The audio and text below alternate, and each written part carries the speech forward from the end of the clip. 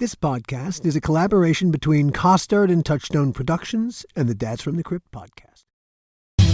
We're back now with breaking news. Actor Alec Baldwin has been indicted on manslaughter charges over a deadly movie set shooting in New Mexico.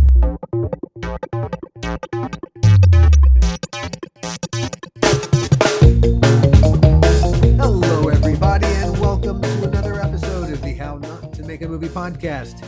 I'm Alan Katz. And I'm Gil Adler. Before we get going, as always, please hit the like button. Like us, like Colonel Cathcart says in Catch-22, like us. Better yet, subscribe. That way you can stay ahead of the curve of all the very cool things that are coming up, especially now in 2024. There are some very cool things you're going to want to know all about. So subscribe. Today, among other things, we're going to be having a conversation with a really interesting guy named Drew Bailey. You worked with Drew. Drew was he first worked was on Superman Returns. He was a second, which you had not much to do with him, but you went back to do to Australia to do a feature called Buckley's Chance. It's too early to say I hate it here. We're here to spend time with your grandfather. Never even met this guy. How about going back to New York? Good day, Riddick. How you going? Hi, Grandpa. Call me Spencer. Up and Adam, lots to be done. Let's go! I'm sorry to hear about Bryce. You must be proud of your dad, mate. I heard he saved 7 people. Ridley's from the city. He doesn't know what's out there. Hopefully some hard work and discipline will set him straight. What are you doing? You're gonna shoot a dog. And more wolf than dog. What happened last night? I watched the full rescue of Dingo caught in a fence. Came back to the campsite, went straight to bed. I haven't spoken to him since. His shoes are gone and his camera's missing. Don't worry, we'll find him. You? How's the leg? I should give you a name. What about Buckley? Isn't it dangerous out there? Very. Dingoes run in packs. Few make it on their own. Sometimes they find their own way back to their pack. We're not gonna find him! I promise you we'll find him. He's a strong lad.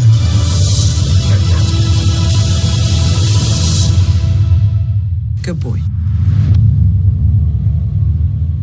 We were shooting in the Outback, and I was looking for a first AD, and our good friend Russell Mulcahy had worked with Drew and recommended him.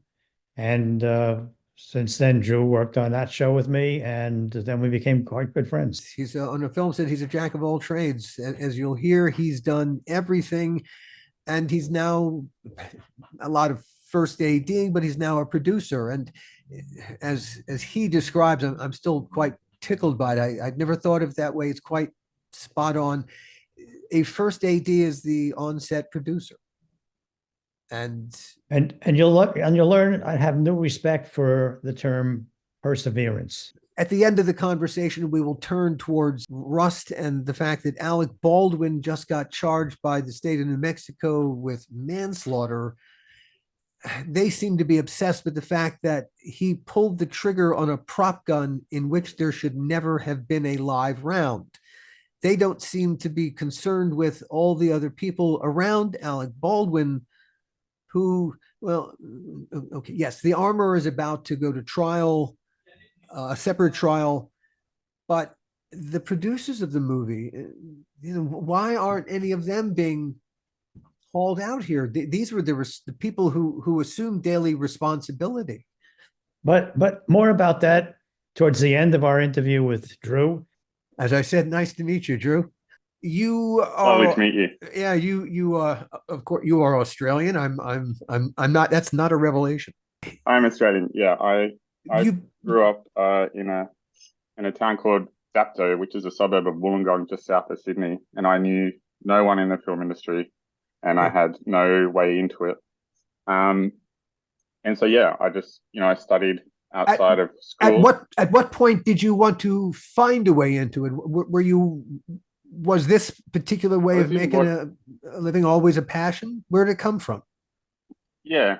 When I was in about year 10, I decided that I wanted to do that.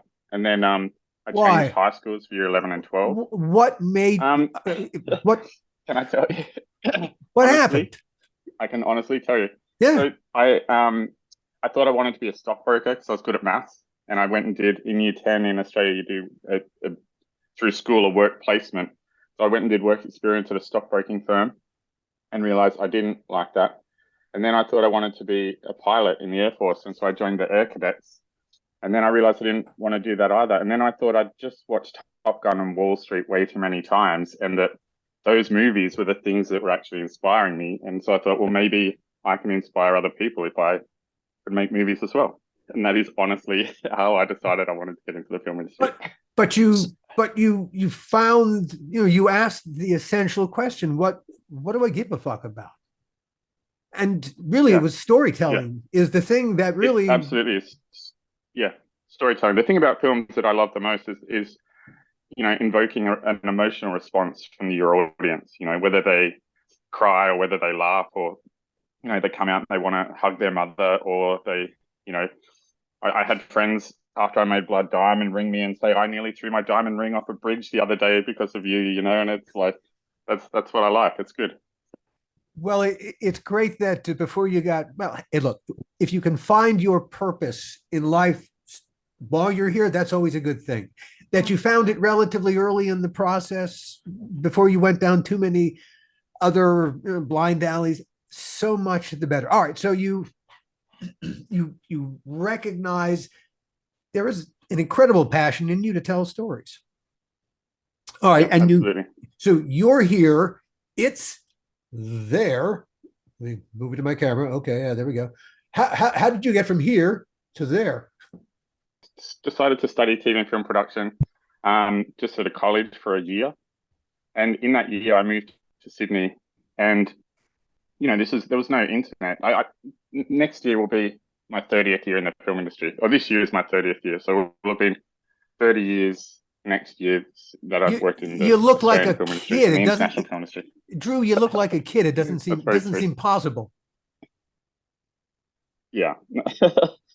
So yeah, and the thing was, this is pre-internet, so I just found every kind of society. Like I joined the Australian Directors Guild, I joined the Writers Guild, I joined, it used to be called the AFI, the Australian Film Institute, and Sydney Film Festival, and I just went to everything I could. I'd go to every meeting I could, and then I'd just meet people at those things and tell them I was studying film and ask them if they'd take a CV or if I could do work experience with them. And eventually it paid off. I remember going to my first directors conference and was, feeling really brave, 18, sat down at this table full of, it was all gentlemen, introduced myself, and they were all directors from Perth, which is on the other side of the country. And so they all thought it was quite funny that, I was so brave to just sit down and introduce myself, but that I literally picked the worst table that I could to sit down at.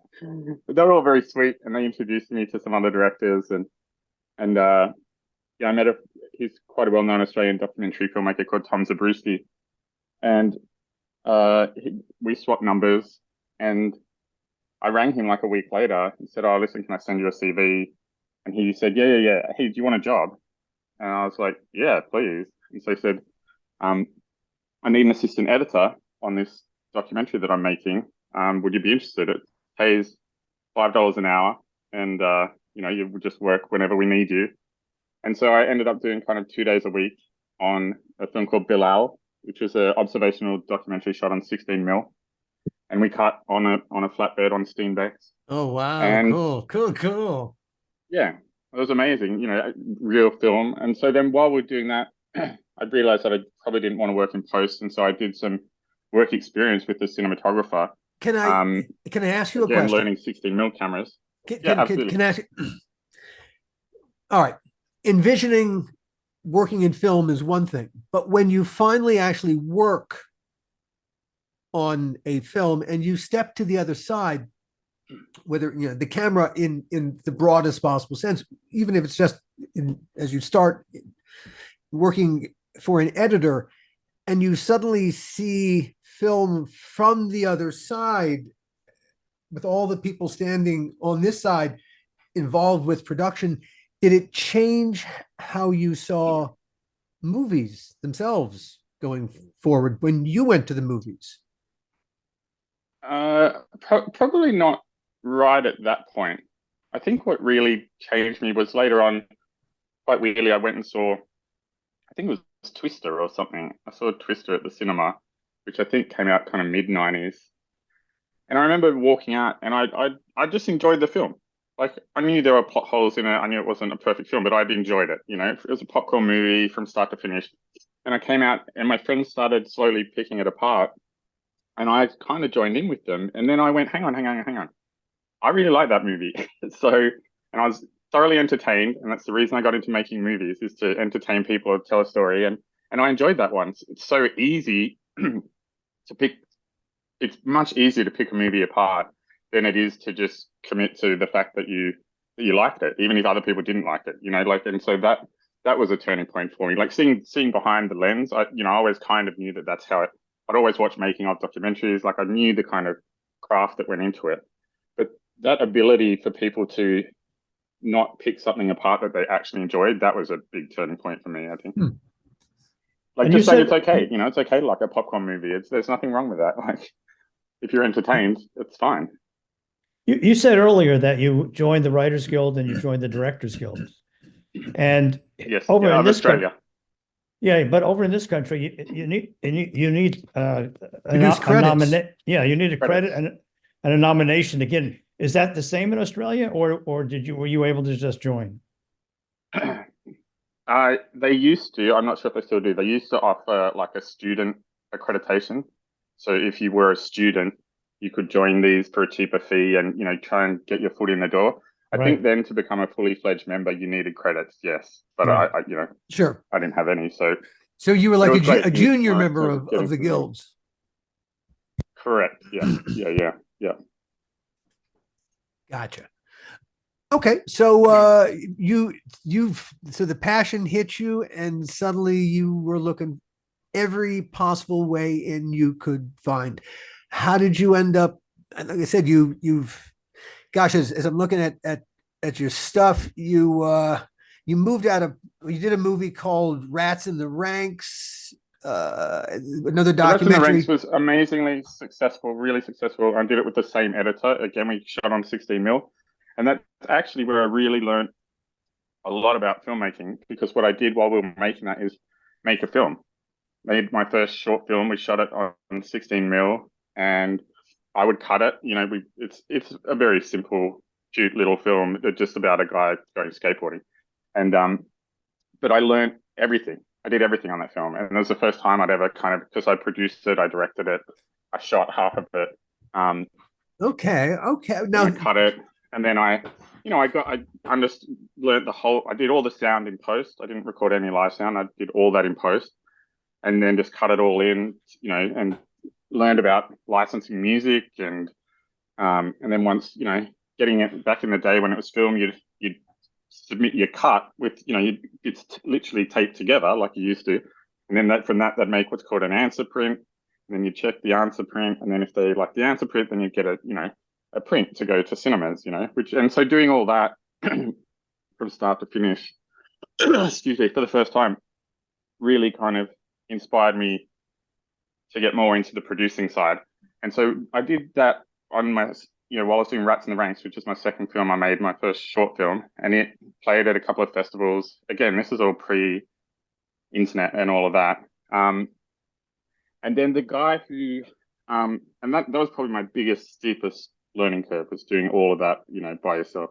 Sure. But then the cinematographer who I'd worked with on the first one, I kept working with him, and he then asked me he's like, hey, do you want to come and be my assistant on this job? And I was like, yeah, cool. He's like, it should be a good trip. And I was like, oh, what is it? He's like, oh, we're shooting in Noumea, in New Caledonia, in the Pacific Islands, you know, come over and be my camera assistant. So I went over and was a, you know, camera assistant. We lived on a tall ship for like 2 weeks and filmed this local tribe who'd rejected Christianity and was going back to their original religious beliefs, and it was really cool. It was fun. So then I started working as a camera assistant, And then then I got offered.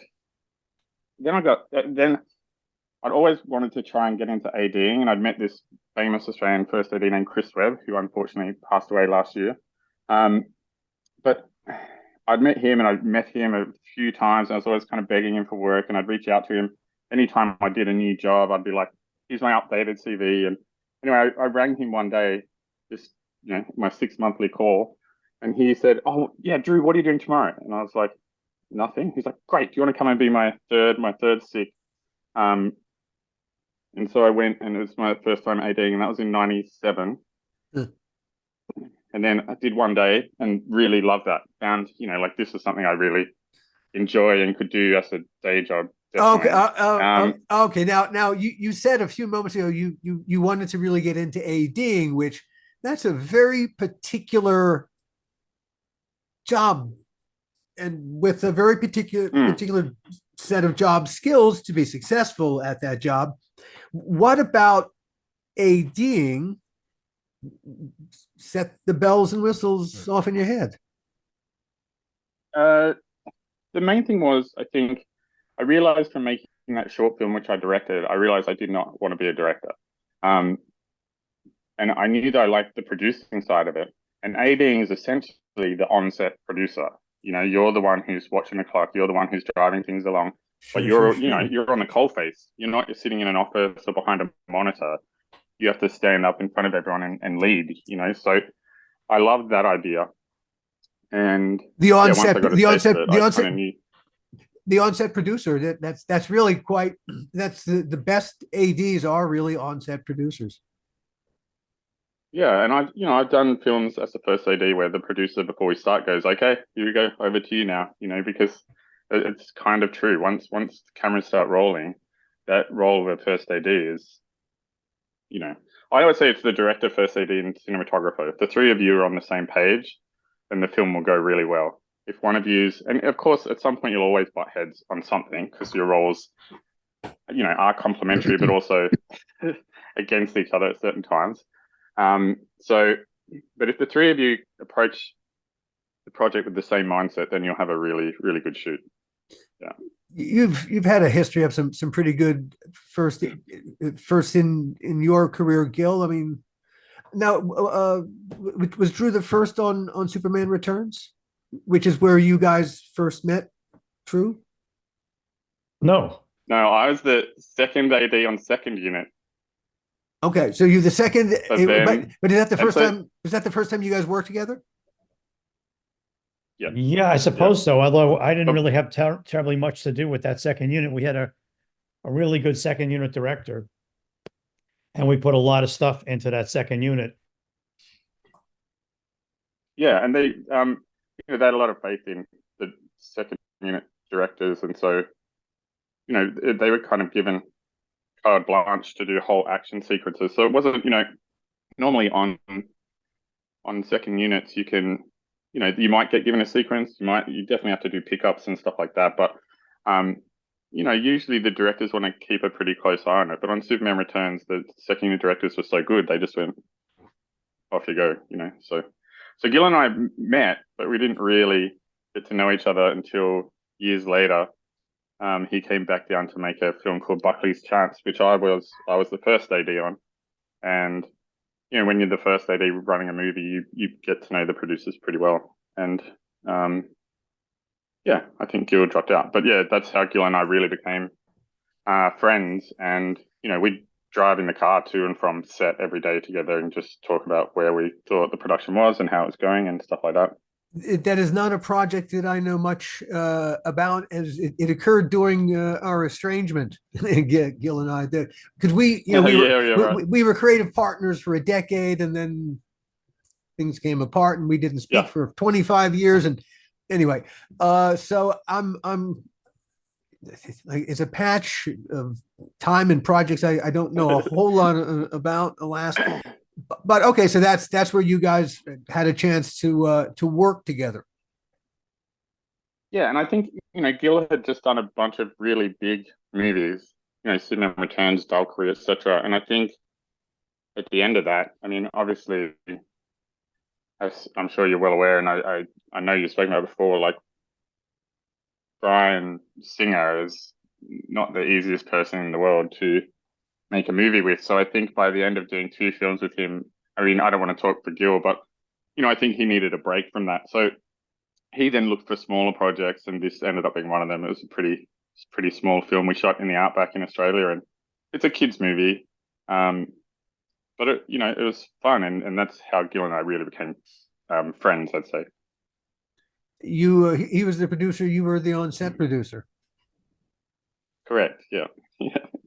And it was good. Like the project definitely had issues, as most do, so it's good just to have someone to talk to about that kind of stuff, because I know he was having a hard time, and the elements made it difficult for us to shoot, and we were very limited by daylight hours. Like we only had, in Australia, we shoot 10-hour days, unless it's an American film, then we shoot 12-hour days.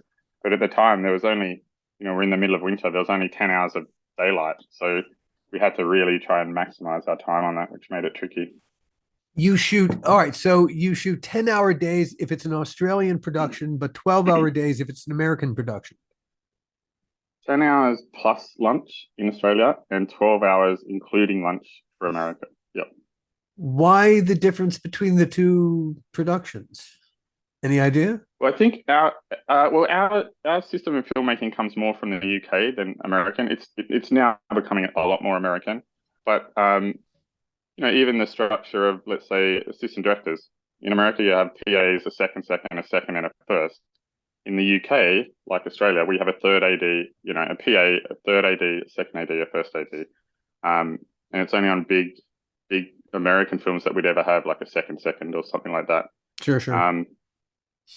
So there's just little differences, and even just different departments. Like I'm trying to remember, in America, grips set cutters and stuff like that, whereas in Australia, the lighting department would set the cutters in front of the lights because it's a lighting job, which again comes from the UK.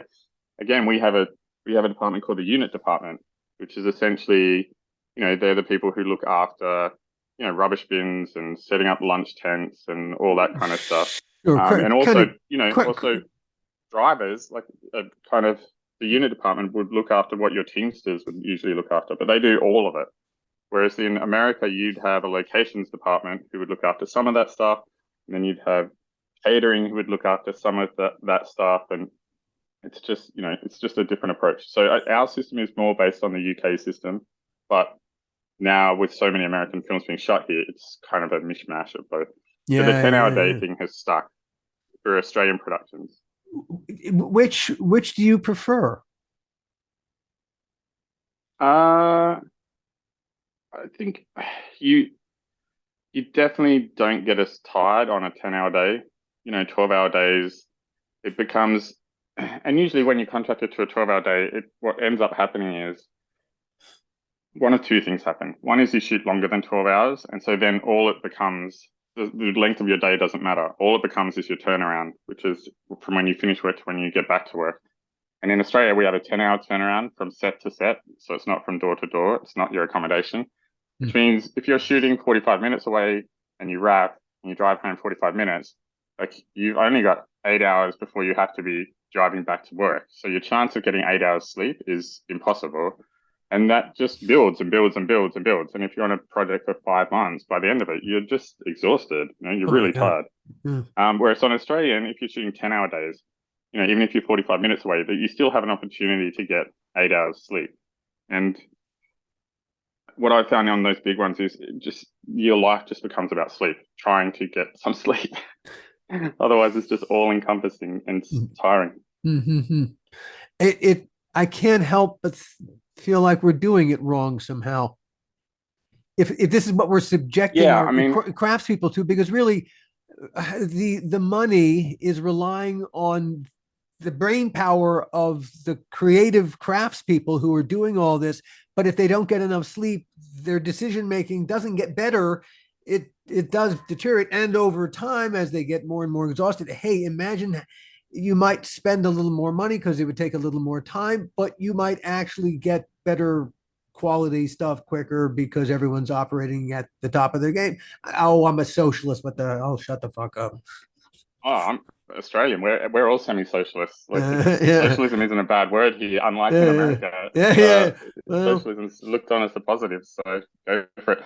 No, but look, I won't name the film, but I remember I was firsting a second unit on a big Hollywood film, and it's probably the biggest one at that time being shot in the world. So it's decent size. And I was doing second unit, and we came in. I think we started at 6 in the morning, maybe 7, and main unit had gone late the night before, but hadn't finished. And in fact, they barely shot any of their call sheet. And they said, we need to wrap this set tomorrow. We need to start bumping it out in order to get the next set in. So you need to shoot out both call sheets. And so I said, I was like, are the producers serious? Like, are they actually serious about this? Do they get how much work they do? Like, I already have a full day to shoot. I already have 12 hours to shoot. If they're lumping me with another 10 hours, I was like, okay, go back to the producers and say, fine, ask them for 10 hours of overtime. This is in the first like half hour of our day. I said, ask them for 10 hours overtime. They want this set done by tomorrow. And then the answer came back, the producers approved. So at 7:30 in the morning, they'd already approved for us to shoot till 5 the next day, 5 a.m. And we did. how did you Actually shot a bit longer. But by 3 a.m. in the morning, I can guarantee, absolutely guarantee, the decisions that were being made and the time that it was taking us to make those decisions was greatly, greatly compromised. Oh like, my! your brain's foggy. No one's working at the right speed. So something that should have taken an hour to do takes an hour and a half. Yeah, it's like you're going through molasses. Absolutely. Oh, it's so counterproductive. And hey, well, God, I hope the money was good on that 10 hours of overtime. I hope that was. Well, that's that. All the crew were like, "Oh God," and I was like, "I'm on a flat, so I don't get overtime, so it doesn't help me. You all get, double, triple your rate. I get nothing." And So you got nothing out of that it. was a lot. In '97, when I got my first ADing job, I Yeah, also then got yeah. my first full-time job, which was as a sound recordist and second camera operator at MTV in Australia. And that's where I met my best mate, and he and I used to just interview bands all day and then go and shoot the concerts at night. And then often the bands would be like, "Hey, what are you doing? Do you want to grab a beer or something after?" Because they didn't want to hang out with fans and they didn't know anyone else in Sydney. So that we'd just end up then, going for drinks with really famous bands. It was really fun when you were 21. It was great. Did you feel like you were living your best life ever? Well, what was weird is before I even took the job, I'd planned, it's a very big thing in Australia to kind of take a year and travel the world. And I'd planned to do that when I took the job. So I knew that I was going to quit after 6 months. And I remember getting on the plane to leave to fly to Los Angeles. We went to, and then up to Canada. I did 6 months in Canada. And on the plane having this enormous like butterflies, because I was like, well, that's the first full-time job you've had in the film industry and you've just quit it. So, but I never wanted to be a sound recorder. So, and then, Canada, I just worked at a ski resort. But when I got to London, I ended up working as a temp in the letter writing department at the BBC. So in England, you pay what's called a television license. So you have to pay every year to get the BBC, and that's what funds them. So they have a charter because people pay. So part of their charter is that if you write a letter to the BBC, they have to write back to you. So there was this department. There were like 20 of us who would write letters, and that's email had just kind of started. And I was there for a month or two and they thought I was doing well. So I got promoted to emails, which is obviously a much quicker response rather than letters. Letters, there's always like a lag of a week or 2 weeks. But we would physically write letters back to these people. So emails was much quicker. But what I realized then was that I had the email addresses for every single person that worked at the BBC. So I just started reaching out to people saying, "Hey, I've worked as a sound recorder, as a camera operator, an editor. Like, if you have anything, let me know." And I ended up doing like one day's work experience on the National Lottery show, and then they offered me a job. And so we'd shoot Saturdays as a live show, and so we'd rehearse all day, and then it'd go live to air in the evenings, a half-hour variety program essentially. You had one band that'd come and play, and anyway, there's a girl who I worked with in the letter writing department, and she was like, "Drew, how'd you get this job?" And I said, "Look, you have everyone's email. You should reach out." And that girl is now, I think, the head of scripted for the BBC. She's been there ever since. She's left to have a couple of babies and stuff. But she, after I left, she got a job This in is writing. And this is a great lesson, kids. If life hands you a database, exploit the fuck out of it. It was meant yeah, to be. it was good. Yeah. Bravo, So then everybody. I came back to Australia. And I came back to Australia, and then I really wanted to focus on ADing. I'd really enjoyed that one day that I'd done. So I just then again reached out to a whole bunch of first ADs, offered to do work for free for them. Met this one guy who just started seconding. He wanted me to come and help out for free on a night shoot out of Blacktown, which is a long way out of Sydney. And so I went and did 3 nights, long nights for free. And then he was like, oh, okay, cool. He said, I'm just about to start on Mission Impossible 2. Do you want to come and do a day as an additional AD for me? And so I said, yeah. And so I went the very first day. My call time was like 3:30 in the morning. We were shooting at Randwick Racecourse. And I went out and I wrapped about 9 o'clock that night. And I was driving home and they rang me and said, hey, you did really well today. Do you want to come back tomorrow? And I said yes. And they're like, great, your call time's 3:30. Yes. And then that happened 5 days in a row. And then I ended up doing like 3 months across main and second unit on Mission Impossible 2. And through that met like just a ton of ADs. And I realized like, especially at that level, like just being, and especially as an additional, like you just have to be good at extras. And I found that I was good at that too. Like I found something that I was good at that I could do quickly. It's like being a German Shepherd. Give people a very quick little story and then tell them why they're there and then move on to the next one and just repeat and do it and come up with good actions. Like, there's a lot of little tricks to that. And I kind of luckily figured out what most of them were and then just that was it. From then on, I made a living as an AD. What are the tricks? Yes, then started. What are the tricks of handling great hairy gobs of extras? So most extras like want to be actors, right? Or want to be close. So if you just say start here and walk there, like it's not really. And sometimes you have to do that. Sometimes that's all you've got time for, or you just want to cross, But what's better is if you can give them a little story, like you team up a guy and a girl, and you're like, oh, are you okay holding hands? Like this is like your 3rd date.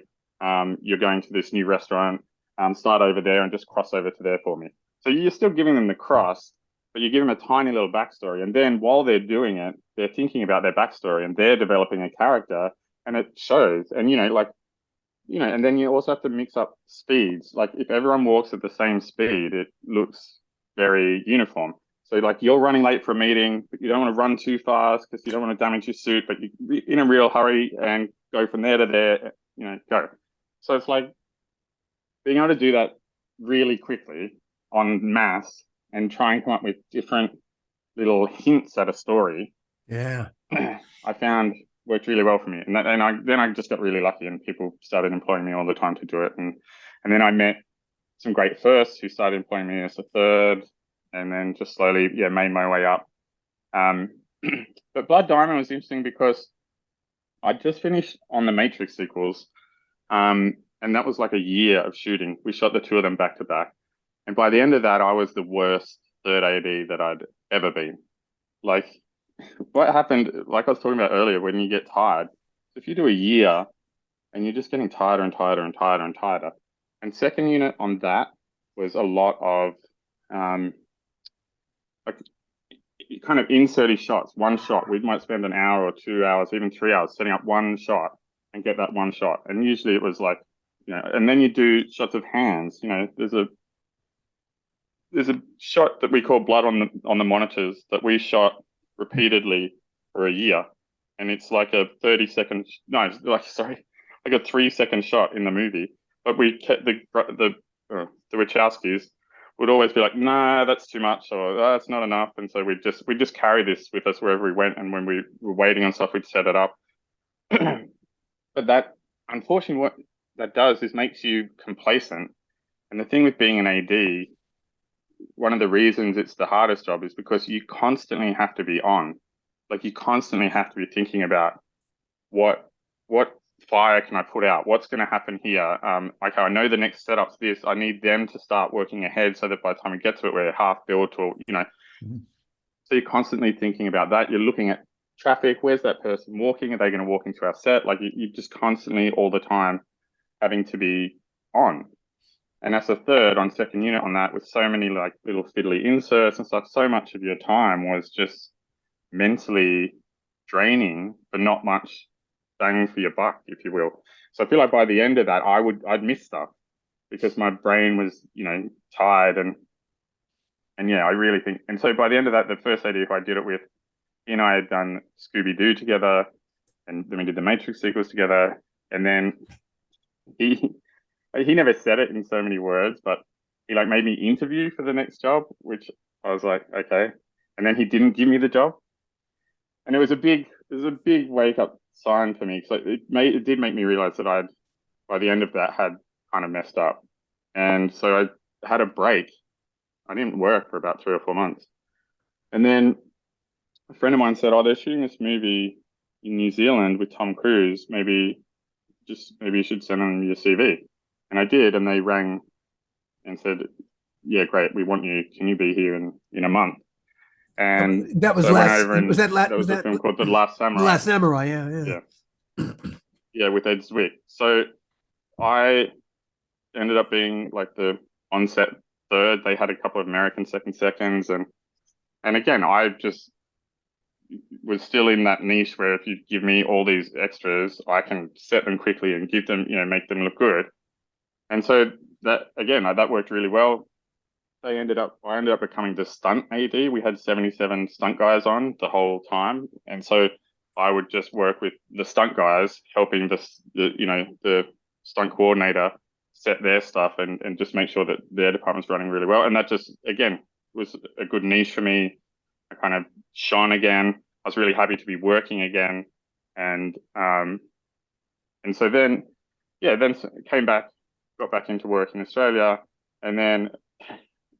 Funny how things work. I knew Ed Zwick was making this film in Africa, and a friend of mine got asked to go and do it. He'd been on Last Samurai, and so he went over to Africa, and I was kind of like, I had a girlfriend at the time, and so I was like, oh, I don't really want to go to Africa for a few months. But like, I wasn't sure. Like, I like Ed Zwick obviously does big cool stuff, and but I wasn't sure, and then my girlfriend broke up with me. And so that happened like on the Friday. And so I rang my buddy in Africa and said, hey, look, I don't want to be here anymore. If I jump on a plane tomorrow, like, is there a job for me? And he said, look, there's definitely a job for you, but don't do that because then you'll have to work so local and, we'd rather that not happen. And then, a day went past and I thought, and he rang back, he said, oh, listen, I don't know if it's going to happen. Sorry. And I was like, okay. And then he rang the next day and said, it's on. Can you be on a plane tomorrow? So that was on the Monday. I jumped on a plane and watched Lord of War on the plane and thought, am I going to make this movie? Because I'd read the script by then, not realizing the kind of two different sides of the one story. But yeah. And then landed in Africa and I still was on a weird deal. So that friend of mine, he ended up getting an apartment and we shared an apartment for the first couple of months while we're down in Port Edward in South Africa. And then, but by the time we moved to Mozambique, we both got promoted. He ended up getting promoted to the first AD and I ended up getting promoted from second to second unit. So it was really weird, but fun. It was cool. It must have been a fascinating project. That's how I got a blood done. Yeah. Fascinating project to have been on, just because of the story that it was telling and some of the resistance that it bumped into. Yeah, it's kind of, I think it's also, it's a bit like Fight Club. Like, I don't think it did particularly well at the box office, but after that really found a voice, and people really got onto it. I think I didn't work on Fight Club. I wish I had, but I feel like both of those films are now recognized as amazing films, but at the time in the box office, they didn't really set the world on fire. Gil and I have hopes that someday Bordello of Blood will be appreciated in that same way. Yeah. Future audiences will suddenly recognize the genius of Bordello of Blood. Hey, I went back and watched some of them after I met Gil, so there are people out there watching them. And obviously your podcast, people obviously enjoy them. We'll guilt people into watching them. You ultimately went from being the on-set producer I love that term. You are so right to think of really a good first that way. That is exactly what they are. When you finally turn to full-time producing, you were nominated for an Academy Award for a lovely little film, Miracle Fish.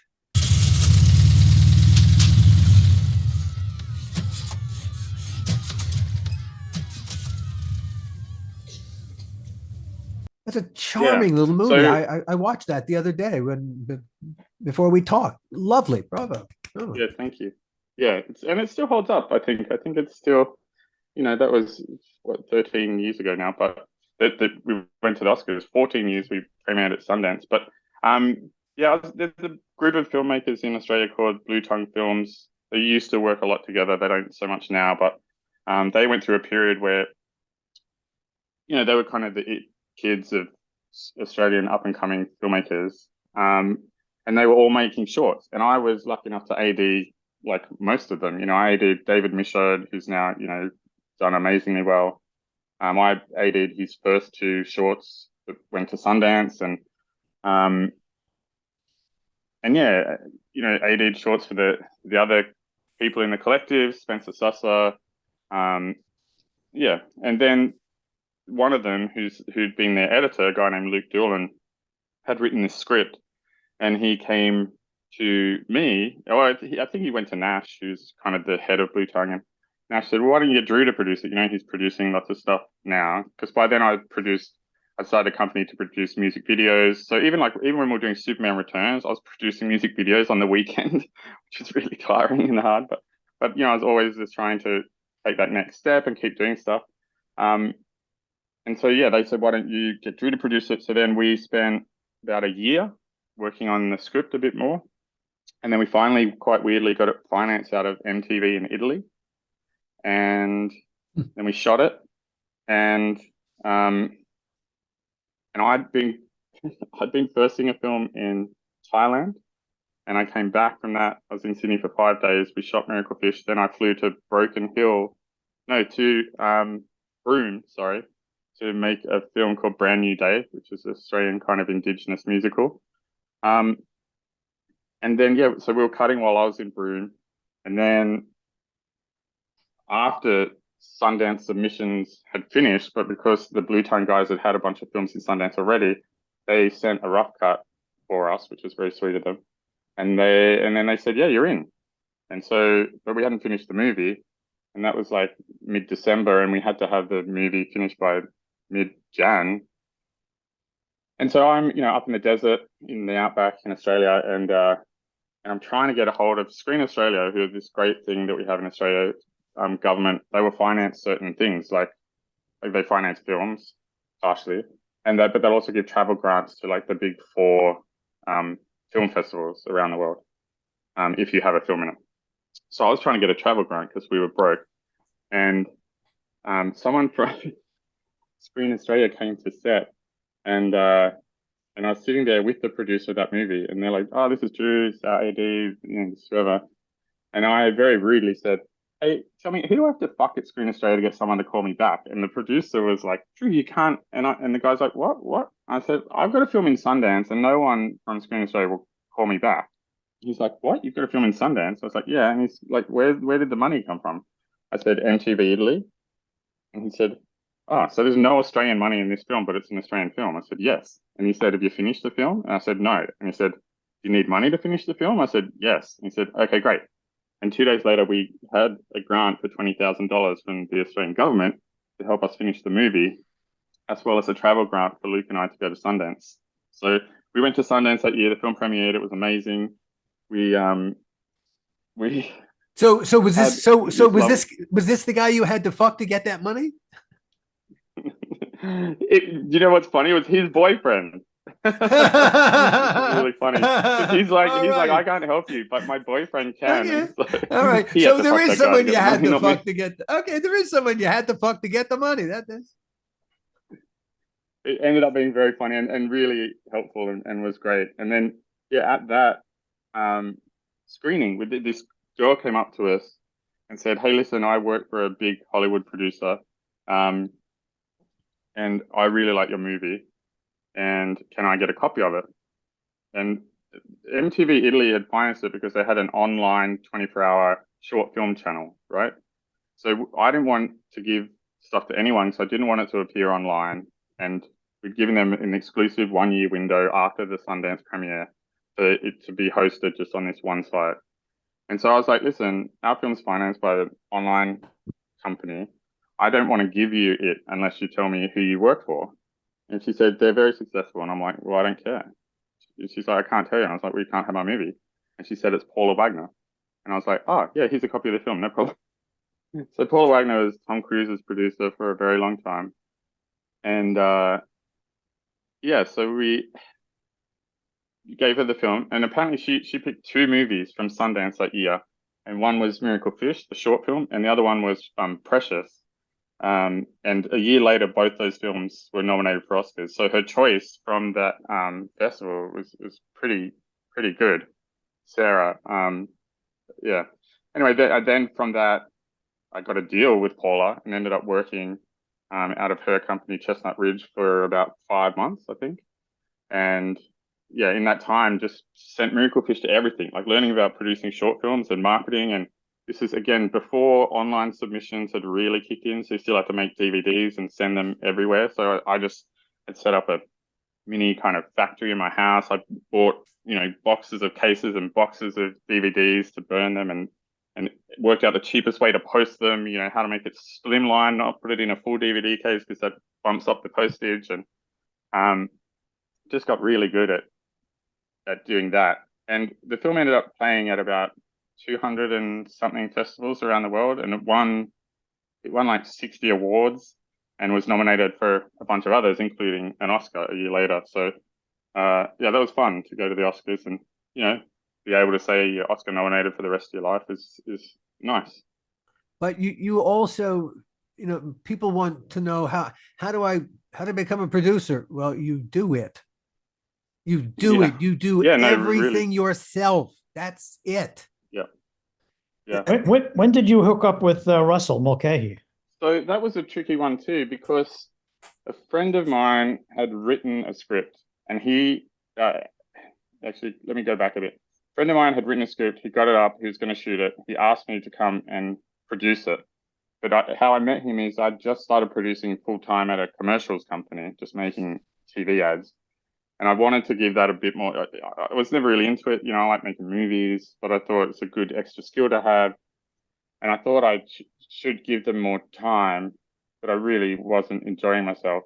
And then that guy rang once they started shooting. It's a film called Terminus. And he said, Drew, I need you to come on board and save this movie. Like, you need to.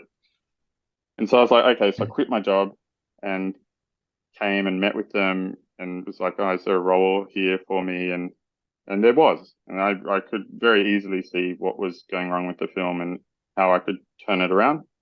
Mm-hmm. So I joined that film and we finished it. And then Mark, the guy who wrote and directed that film, wrote another film called In Like Flynn, which is about Errol Flynn, based on Errol Flynn's book. And someone else wrote the original script, and he got brought on to direct, and he, rewrote it. And then he asked me if I'd come and AD it for him. He said, I don't think there's a producer role for you, but would you come and AD it? I feel like I need someone, again, like you, that would really help me. So I agreed to do it, and I went, and he fought constantly with the US producers on it, and eventually resigned. And then they fired the Australian producer, and then they asked me if I wanted to take over producing that movie. Mm-hmm. And I felt like they were trying to kind of set someone up for a fall, and I didn't. So I said no to producing it, but I said I'll stay on as an AD depending on who you get as the director. And so then they got Russell. And again, he and I just got on really well, and it was a tough job. It's tough when when you are a producer and then you're ADing, because again, it's easy to pick movies apart, and it's easy to pick producers' roles apart. And producing is a weird role, because if you're going to take on all of producing, there's so much to do, and it's easy for things to slip through. That's why you'll often see so many, there might be 5 or 6 producers on a movie, because Distribution of easier labor. to divide those roles. Yeah. Yeah. So that's how I met Russell. And yeah, it was a tricky shoot, but he and I got on really well. And yeah, we stayed in touch as well. It's a mutual friend, Gil and I. Another film that you produced that got some awards. It's interesting. Standing Up for Sonny. Yeah, so I hadn't produced anything for a little while. I was, producing some ads and ADing, and I was trying to develop this. The hardest thing about producing, especially your own stuff, is developing.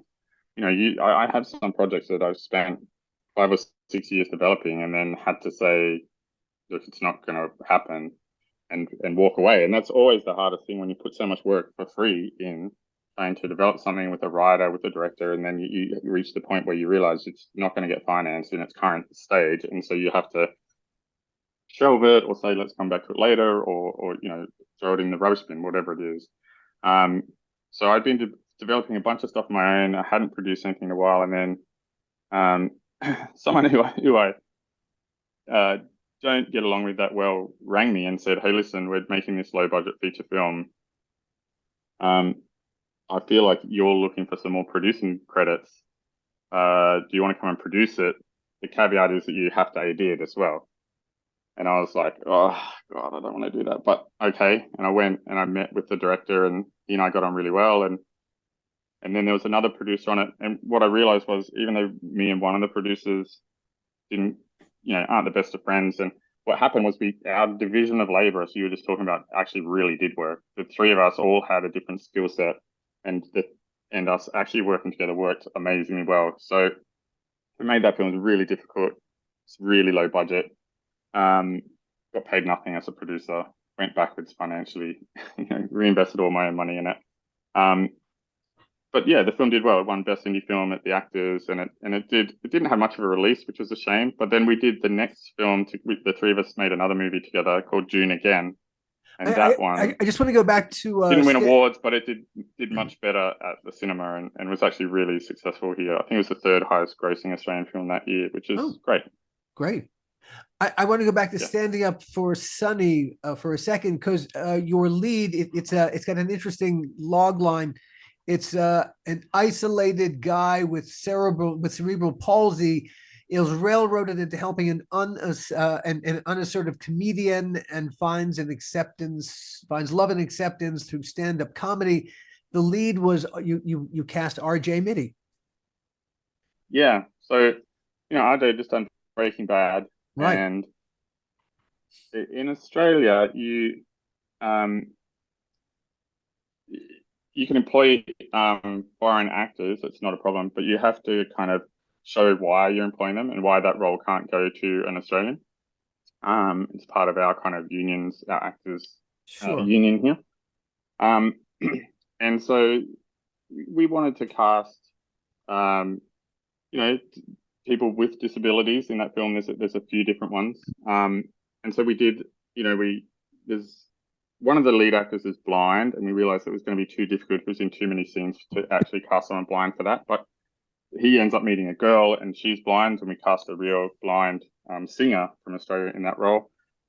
When we were looking for the RJ role, we tried out a few people with cerebral palsy in Australia, actors, and it just wasn't going to work. And then we got onto RJ, and he was keen to come down to Australia for some, I think we shot for 4 or 5 weeks during our summer and hang out in Bondi and make a little movie, and it went really well. Yeah, he was great. Love working with RJ.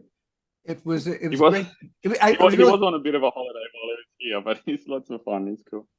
Currently, it looks like you're working on something called The Dem, which Rebel Wilson is directing, and Ross Emery is DPing. Is this happening? Yeah, we wrapped that just before Christmas. That was really fun. And again, I hadn't AD'd anything in about 4 years, I think.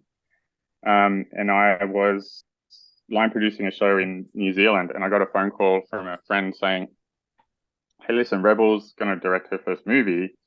I feel like you two would be a good fit. Do you want to take a meeting with Rebel Wilson?"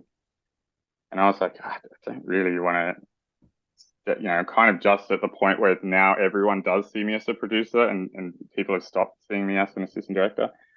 But I thought I'd take the meeting. My thing is just to always say yes. So I was like, yeah, I'll take the meeting. I had 2 films that I'm producing that were meant to go when that was on. Unfortunately, both of them got pushed. But so the idea, I met with Rebel and we spoke for like an hour and 40 minutes, and it was like, and she kind of said, "Oh, Drew, I really have to go. So I was meant to meet 2 other first while we've been on this call, and but I don't think I need to meet them. Like, do you want to come and make the movie with me?" And I was like, "Yeah, cool." And then Ross and I, we did the Matrix sequels together. We've made Wolverine together.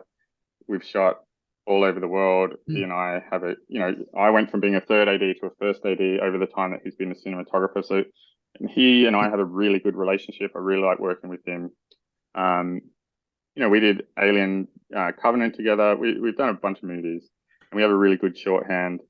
And like, yeah, we're really good workmates. Like, we don't hang out on the weekend and have a drink, but when we work together, we have a great shorthand and a good understanding. And so when I got off the call to Rebel, he then rang me and said, "Did you just talk to Rebel?" I was like, "Yeah." He's like, "Yeah, I just did too. Do you want to do it?" And I was like, "Yeah, let's do it." So, yeah, we agreed to do it. I then built a team around me that was like the most insanely overexperienced AD team I've ever had, because I thought one of the films I was producing was going to go, and that I'd have to step away, and I didn't want to leave Rebel in a lurch. Sure. Then my films got pushed, and so I ended up doing the whole film, and it was a really fun time. Again, I don't think I'm the right target audience for a broad Australian comedy musical, but my wife certainly is, and there'll be a bunch of people out there that love it. I'm just not one of them. What kind of movies do you like, Drew? Yeah, that's a good question.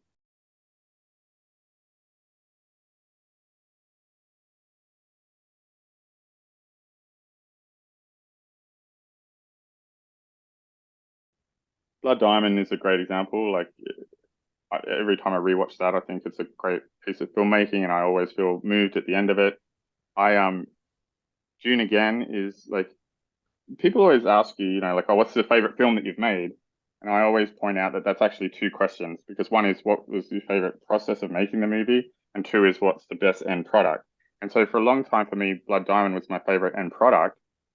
But making it, I'd just been through a breakup. I was moving to another country to kind of run away from that. Shooting in Africa was difficult and problematic, especially once we went to Mozambique. But the end product I really loved. So until recently, that was it. But now, June Again, I had a great time making that movie, producing that movie, and working with JJ Winlove, who wrote and directed it. It was his first feature film, and he and I spent months in pre-production, working for free side by side, just the 2 of us. We didn't have a locations department, so he and I would go and scout for locations, and it's like we were just in the trenches together for a long time, and formed a really solid friendship. So once we made the film, it was again, not enough money, but it was a fun process to make it, and I really love that film. It's a really emotive film that it came out on Mother's Day here, and it's perfect for that. Like, the film is aimed at kind of women over 55, very deliberately, because they still go to the cinemas, and releasing it on Mother's Day was a very savvy piece of marketing from who was it that released that film?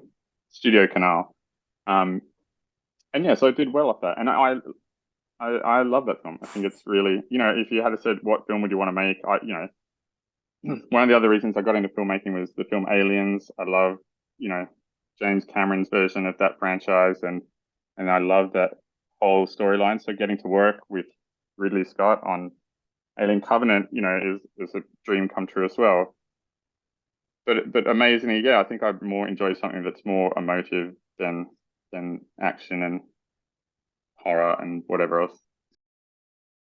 5x2. It's all right. Let's say you were stuck in a pod out somewhere in space, and an extended period of time, and all right, 5 movies that you can endure watching again and again and again, and 2 songs just to soothe you in between movie watchings.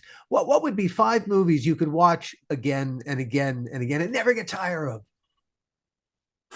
Well, interestingly enough, Top Gun would still be in there. Still love Tony Scott's original. I love the remake too, the new one. I think it's really smart. But Top Gun would be one. Aliens would be another one. Huh. Fight Club. I love Fight Club. I love that movie. That's and three. then maybe a couple that I worked on, like maybe Blood Diamond and Gene Again. There you go. That's 5. There you go. And songs. There's a song called Catch by The Cure, by the band The Cure, that I love. It's a really, I don't know, it's a cute song. It's really short and it's really cute for The Cure. It's not their normal, really dark, and it's catchy. And it's called Catch, and that would definitely be one song. Yeah, I can't think of a second one. But if you get that, that's okay too. The last thing that I wanted just to put our heads together, the fact that New Mexico charged Alec Baldwin for manslaughter for his handling of a gun on the set of the movie Rust that killed cinematographer Halyna Hutchins. A New Mexico grand jury says the actor had total disregard or indifference for the safety of others. That just seemed outrageous to me. Does it seem outrageous to you guys? Are you talking about the whole event, or the fact that he's being charged again? All right. The fact that you would charge Alec Baldwin, of all the people, the series of events that happened on that film set that day. And, I think your insight, Drew, is especially interesting here because you've had all those jobs. The first AD on that set was a guy named David Halls. Yeah. And in the aftermath of the incident, former colleagues reported that Halls faced complaints in 2019 about his behavior on 2 episodes of Into the Dark, in which he disregarded safety protocols by ignoring blocked exits and a fire lane. Now, that wasn't the first time people complained about him. He got fired from working on the film Freedom's Path because of a firearm discharge, which happened unexpectedly and wounded a crew member. So this guy already had, a couple of problems with firearms on the set. On the set of the independent film One Way, a crew member warned producers about Hall's disregard for safety measures and said, this is what the crew member said, quote, "That man is a liability. He's going to fucking kill someone someday, and you're going to be responsible." He cut a deal. So he cut a deal, right. And they go after Baldwin. Because I would always assume in that situation that the people getting charged would be the first AD, 100%, the armorer, and then to a lesser extent, but should still have something, the producers. Like I would have thought that's the chain of command of who and what charges should be laid. Absolutely. Baldwin, sure, he same as the first AD should have, like whenever you have a firearm on set, you're showing the gun, you're showing that there's nothing in the chamber before you even start. And back when we used to use blanks, I mean, it's so rare to ever use blanks now. Like it's so rare. It's always visual effects, I only ever encourage using blanks if it's a nighttime shoot, because the light interaction is way more difficult for visual effects. So if I have an opportunity to shoot a blank at night, it's going to be cheaper for the production, and if it's safe to do so, I'd say let's shoot a blank. During the day now, it's pointless. It's absolutely pointless. But like you're always shown the empty chamber, and you're always shown the clips with dummy rounds in them, like, and the actor's shown, the first AD is shown, and anyone else that wants to look can have a look. So I feel like there's a bunch of really basic safety protocols that didn't happen on that show. Is Alec Baldwin responsible? A little bit. He should have looked at it, but so should have the first AD, definitely, and the armorer should have. Like in Australia, it's nearly impossible to buy live ammunition. So there's not a chance of ever having it on set because you just simply can't buy it. Right. Can't walk into Walmart and buy bullets in Australia. And look, here's the thing, like I don't want to get into a gun ownership debate because obviously Americans and Australians have pretty differing views on those things. But look, when I give a safety speech, which is like every other day when I'm firsting, this is my intro. Hi everyone. As we all know, everything we do on set these days is governed by the OH&S Act of 2011, which broadly states anyone who can affect safety in a workplace has a legal responsibility to do so. What that means is if you see something you think is unsafe, legally, you have to tell me about it. Don't think, oh, that's the grips or it's the electrics or it's, art department. If you see something you think is unsafe, come and tell me. And then I can work with the safety officer and the producers to assess whether it is safe or what safety measures we can put in place to make it safer. And it happens. It does happen. On the show I just did with Rebel Wilson, we were setting up for a scene and a girl crashes through a door and I don't want to give too much away, but on a ride on lawnmower. And we'd rehearsed it with stunts and seen a rehearsal before all the crew got there. So I just kind of set up to do a take. And I knew where things were going to go. But before, I was like, we'll just shoot the rehearsal, blah, blah. And our key grip went, hey, Drew, no, stop. None of us have seen this. And then I remembered, I was like, oh, I've seen it. But none of these guys have seen it. So I was like, you're right. Let's everyone take a few steps back. We'll show you a rehearsal so everyone knows where it's going to go and what's going to happen. And we did that. And then afterwards, the key grip came up to me and said, hey, look, I'm kind of sorry to do that, but you say it in your safety speech all the time. And I'm like, I'm really glad you told me because my brain was thinking about lots of other things. And I didn't realize that you guys hadn't seen it. I knew that I'd seen it and the cinema, like Ross had seen it and Rebel had seen it and the stunt department had seen it, but no one else in the room had seen it. So I was like, it's a really good call and I'm glad we did it. And so I just think anyone on that set at any point could have said, hey, why don't we do the rehearsal without a gun? Or, or can I see the gun, please, since it's pointing towards a camera? Like, the grips should be checking that. Like, normally if you're doing blank rounds, there'd be Lexan around, like, safety around the camera position anyway. Like, you put shields up because even with a blank, you can still get pepper, you can get peppered and you can get burnt from those rounds. So we always would have that. I mean, Lexan wouldn't have stopped a real bullet. Maybe Alec should definitely be the first AD, definitely the armorer, and then maybe the producers. But in reality, every single person on that set should have said something. There were a number of things going on that set that were out of the ordinary. And fun, I didn't even know about some of this stuff. The armorer, her last day as the production's designated armorer was October 17th. This all happened on the 21st. So she wasn't actually the official armorer on the day that this all happened. On October 21st, the day of the incident, she had no armorer responsibilities and was contracted solely as a props assistant. This was only her second film serving as the lead armorer, and on her first film, The Old Way, several crew members complained about her handling of firearms, including an incident in which she discharged a weapon without warning, which caused lead actor Nicolas Cage to walk off set. There was live ammunition on that set. I think I recall hearing that a couple of people were using that particular prop gun for target practice. But it just seems to me, I couldn't agree more with Drew. I mean, there's just so much negligence on this that Alan, you and I would never happen on our set. It would never even come close to it because, we're so anal retentive about how we use firearms, how we use fire, anything that's might be dangerous.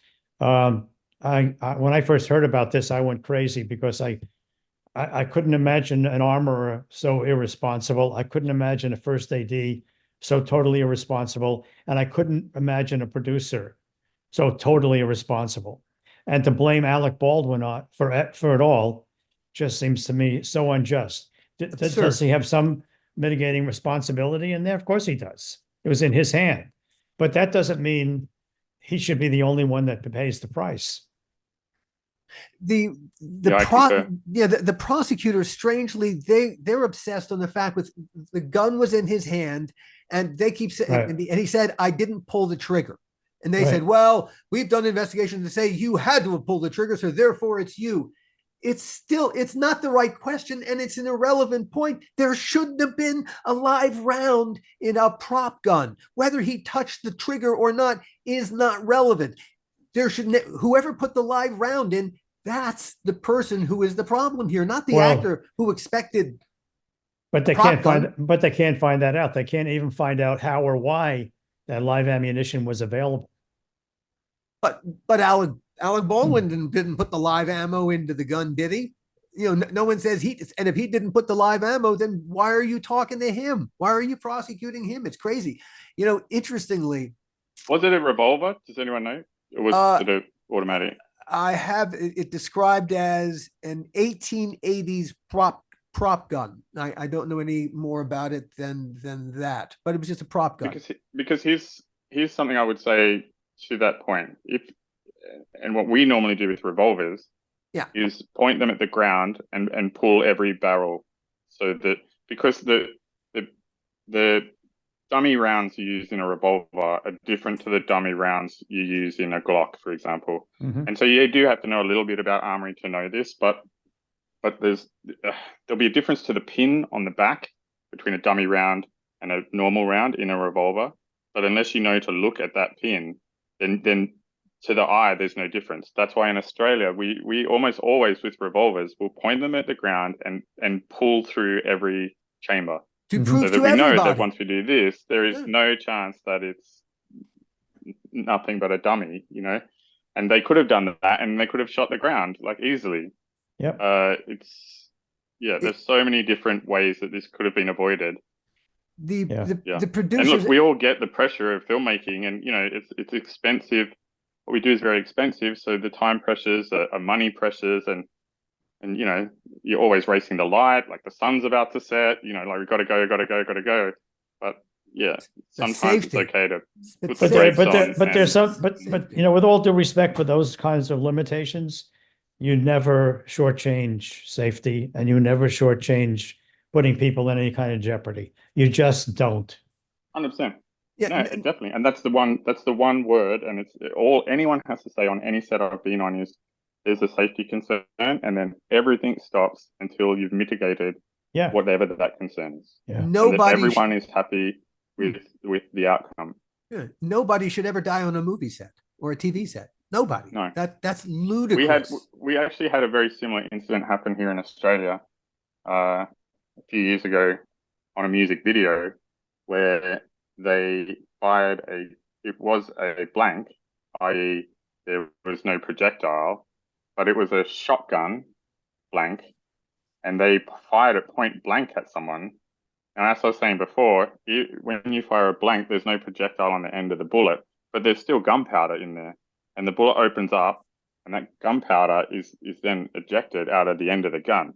And so you usually never fire it. What you do is you fire it off the line. So if someone's standing there, you fire it 15 degrees off, so it's not going to hit them. And then it's usually 3 or 4 meters is minimum safe distance, right? Anything under that is potentially dangerous. And the armorer on that, I don't know who they were, or the first AD, or the producers, or whatever. You know, I've spoken to the director, and he's like, well, I had a safety officer and an armorer there, and they were saying this was fine. So, you know, but yeah, they point blank shot a shotgun at someone and killed him instantly. Mm. And that's been to court, and I think it wasn't really resolved. I know that the production company basically folded, and I know that the director and the team he works with now have a lot of legal hoops they have to jump through before they do anything because of that. Like, that's court ordered. You know, the director I know really well, and he was devastated by it. And you know, he maintains that he was relying on the advice of his armorer and safety officer and first AD, and you know, it's tricky because there are so many people on film sets. Like, there are so many people, and sometimes you don't know everyone's job. So sometimes you do have to rely on advice of other people. And in that case, he did, and it turned out terribly.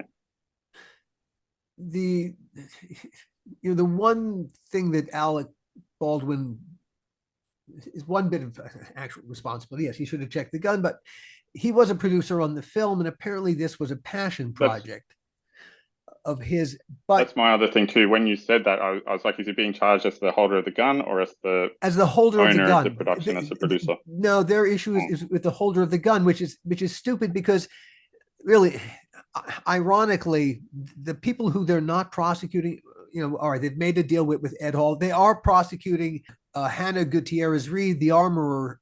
Her trial begins actually shortly. I think about a month from now, in March, I think is when her trial starts. But the Hollywood Reporter, and as I mentioned, David Halls, the first who's made a deal.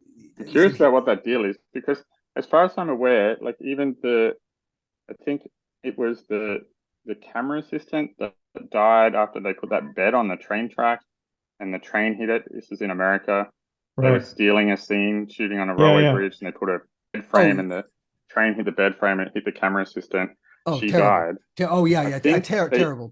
I think that was the first time they charged a first AD ever, and they ended up not having anything happen. But it was the first time I'd heard of a first ever actually being charged, which is amazing because me working as a first, I always I go into anything assuming that I'm the person who's legally responsible for it, and that I am the one who will 100% be charged if I don't do my job properly.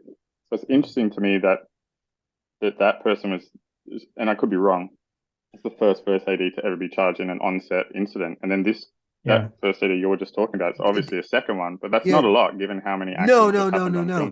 But the curious thing about David Halls, and maybe this is where we'll button it up.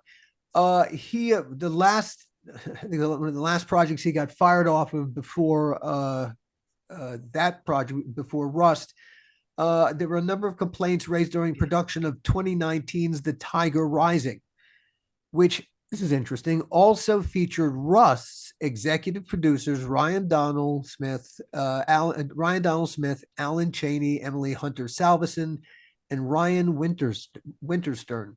So there is a connection. So David Halls was hired by this group of people with a kind of a shitty reputation. So but Alan, you see, that's why guys like us go and seek out guys like Drew. Indeed. To be our partners in crime in making these movies. Exactly. Because we have to trust to some degree as well, but we only want to trust those that think the same way we do and understand the importance to us of safety over anything else. Indeed. And as the Crypt Keeper would say, let that be a lesson to you, kiddies. Really and truly, it's safety first, last, and always. Drew, it was such a pleasure meeting you and having this conversation with you. Thank you. Oh, you're very welcome. I hope I wasn't too long-winded and boring. Not even remotely. Thank you, everyone, as always, for listening in, and as always, we'll see you next time. The How Not to Make a Movie podcast is executive produced by me, Alan Katz, by Gil Adler, and by Jason Stein. Our artwork was done by the